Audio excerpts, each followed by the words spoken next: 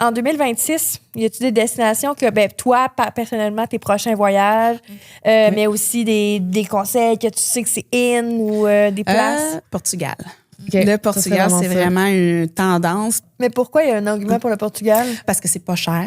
Mais, tu sais, là, ça commence à être tellement touristique que, tu sais, c'est ça l'embarque. Là. Il y a quand même beaucoup de gens là, qui y vont. Ça fait quasiment 2-3 ans là, que le Portugal est quand même dans la in, là.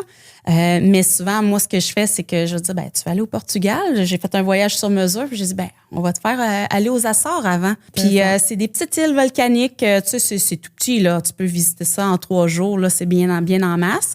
Puis il y a des vols directs Montréal à Ponta Delgada. Puis après, tu peux aller à Madère aussi. Madère, qui est aussi une île du Portugal un peu plus au sud.